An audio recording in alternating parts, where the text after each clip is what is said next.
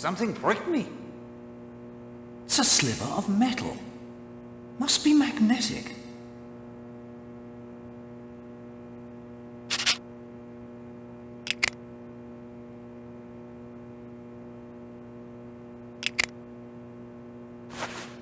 Can't say I see much point in hanging on to a magnetic sliver of metal, but you never know.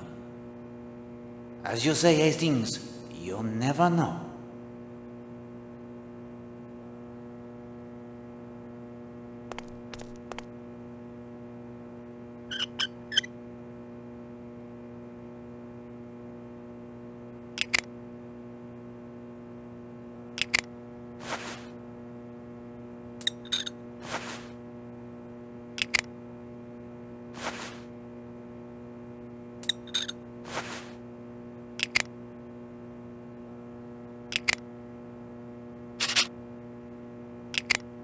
Your instincts are well honed, mon ami.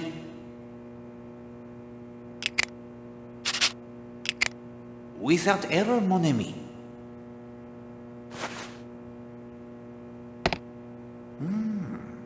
The puzzle, it is one piece closer to completion.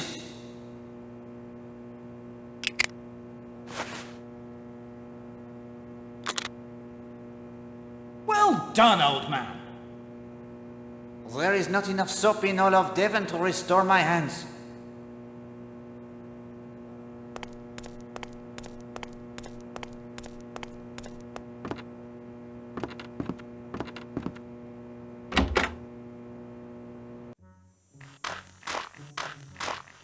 Morning, sir. Got the tractor motor purring like a kitten. Any luck with Major Barry's automobile?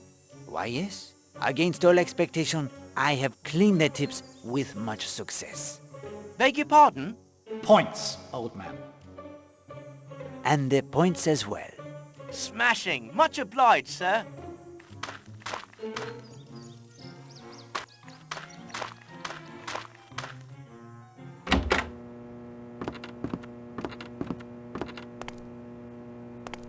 Like a ride to the island? Yes, please. Let's be off then. There's lots of talk of Tom Cutter's treasure. It's said to still be buried on the island somewhere. Jewels and gold and all the usual in a chest. When I was younger, me mates and I would search for it. We were convinced it was up on that hill on the western side of the island. The way the story goes, Tom Cutter would spend hours up there just looking out over the sea. We never found so much as a singular coin, though.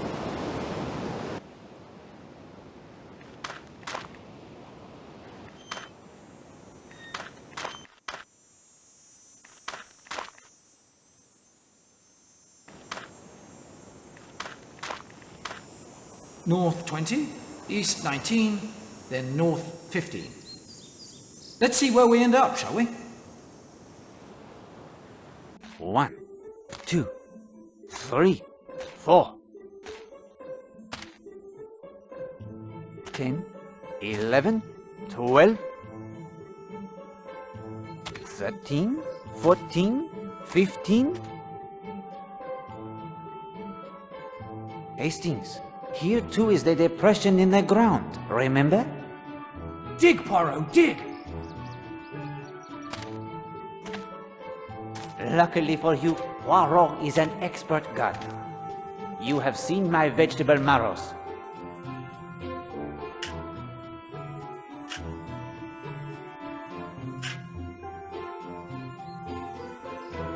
There!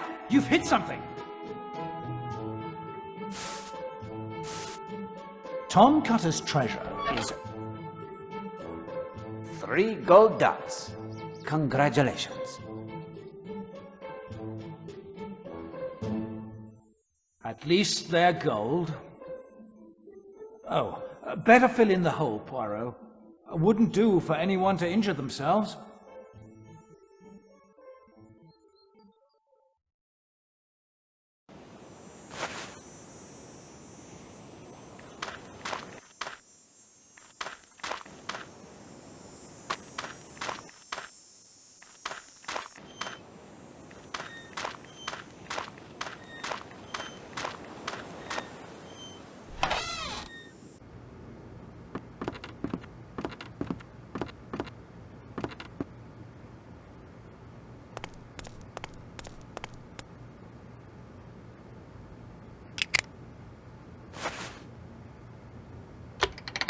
As you yourself would say, well played, Hastings.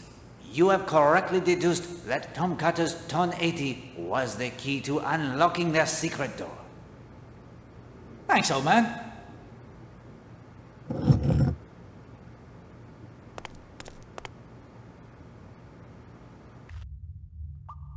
Footprints everywhere.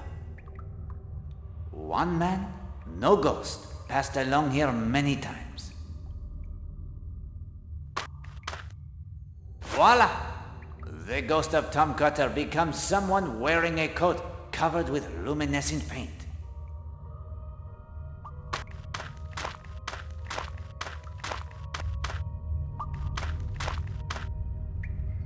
Mais non, my friend Hastings. I could blunder about in these tunnels for hours while who knows what crimes are committed in my absence. I need some means to ensure I am traveling in the proper direction.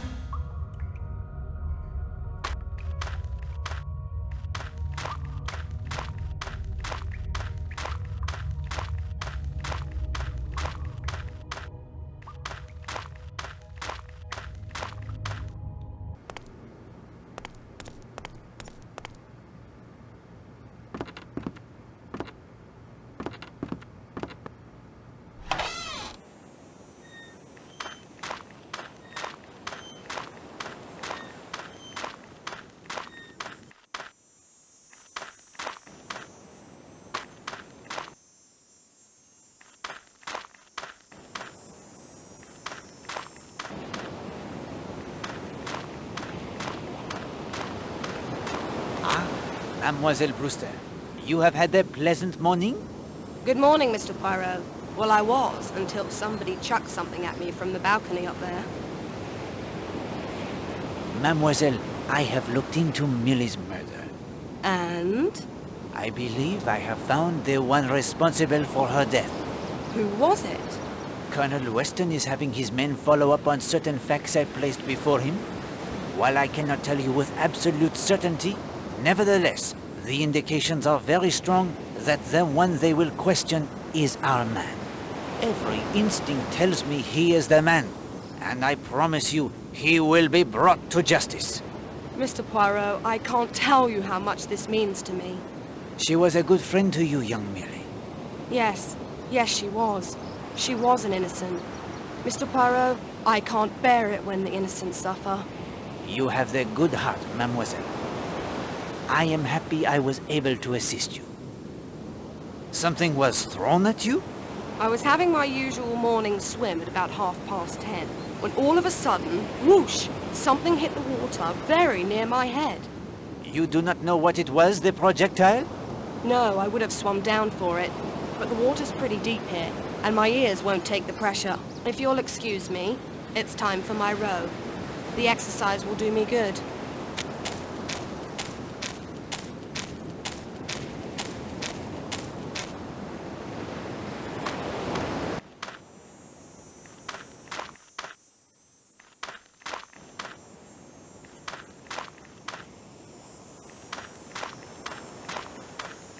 Beach is certainly empty this morning.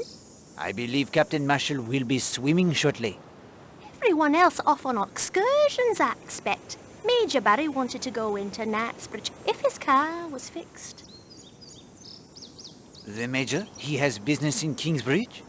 Oh, he was complaining of the lack of privacy when using the phone in Lethercombe Bay post office. I can't imagine what he has to be so secretive about. Can you, Oakley? No, darling. You do not take the excursion? I was saying to Mr. Gardner only this morning, we simply must make an excursion to Dartmoor. It's quite near and the associations are all so romantic, aren't they, Oakley? Yes, darling. I've always wanted to visit the Dartmoor prison. You do not knit at the ledges this morning? No, Miss Darnley was there before us and didn't seem to be in the mood for chatting. So we came here. Didn't want to disturb her, did we, Oakley? No, darling. The motor car, it is repaired. Oh? Isn't that splendid, Oakley? Yes, darling. Oakley, I don't believe I've got that second shade of purple wool. It's in the second drawer of the bureau in our bedroom, or it might be the third. Yes, darling. Good morning, Mr. Redfern. I don't see anything good about it. Goodness, he's in a mood.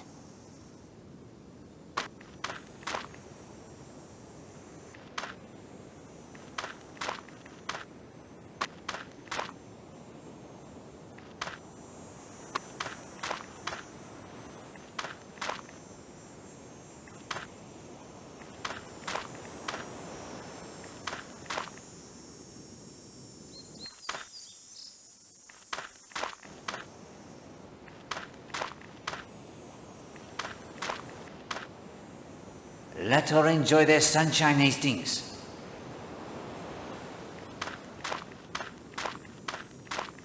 Madame Redfern. Oh, Monsieur Poirot, I have the sketch you asked me for. Merci, madame. I'm not in the mood to talk at the moment.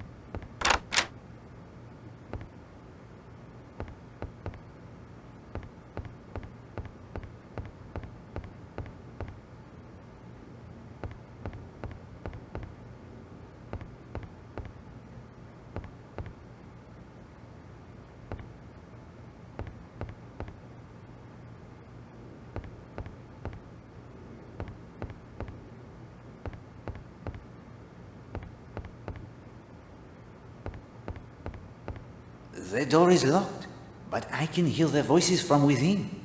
Perhaps we should listen a bit closer, Hastings.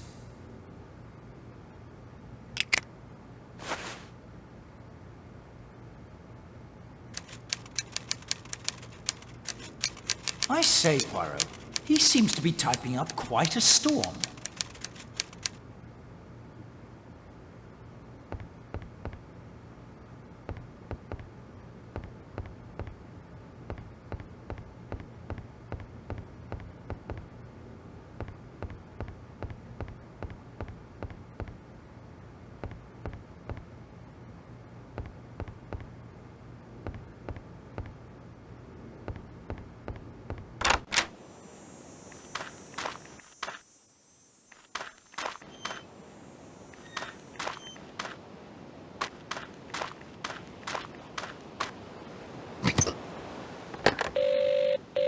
Hello? Need the sea tractor, do you? Yes, please? On me way. There's not so much to do in Leathercombe Bay now that the evacuation's begun. Most places are closed up except the chemists. Mrs. Hughes has to stay because she's the post office too, and lending library if it comes to that. But it's the post that must be seen too. Now that the Smuggler's End is closed, the only pub is the Monk's Hood. Mr. Bagby is trying to stay open long as he can. Once the hotel is closed, there won't be much trade for him.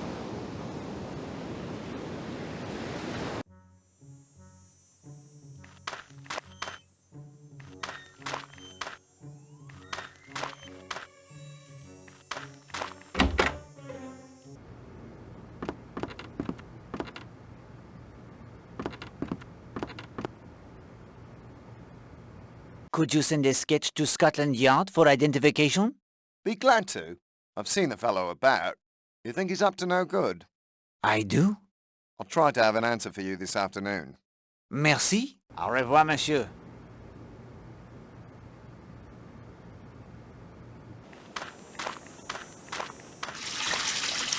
Hello. Somebody's having a bath. Leaving it rather late in the morning, weren't they?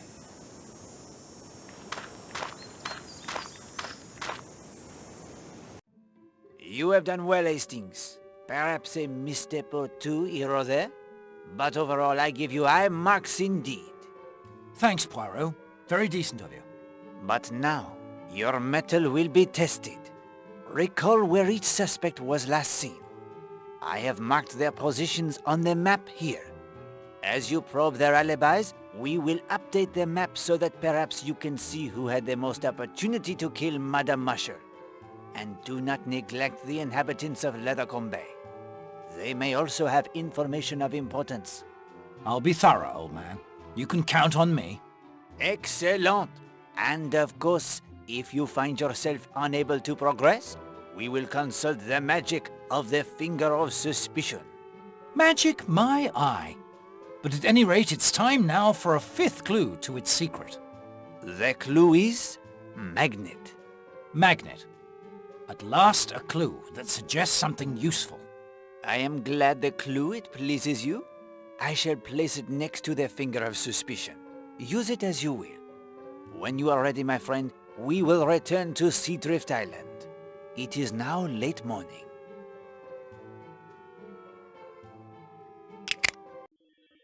The time it is precisely 11:40 when the rowboat with Patrick Redfern at the oars and Emily Brewster in the bow rounds the headland into Cutter's Cove. Hello? Who's that?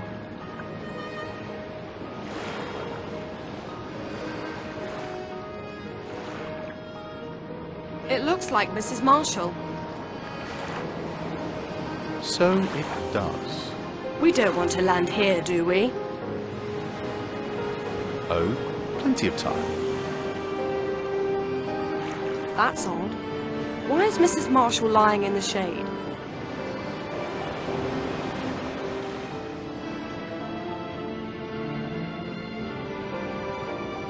Hello, Elena?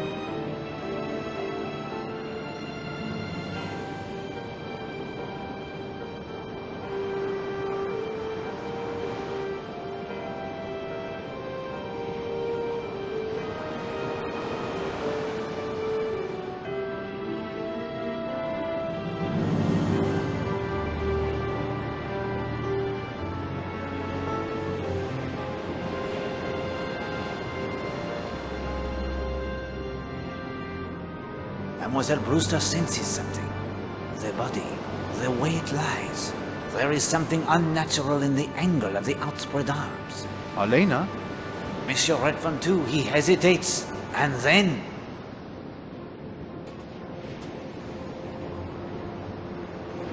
No. Elena! No! Is she... She's dead! Oh, God. She's been strangled! Elena!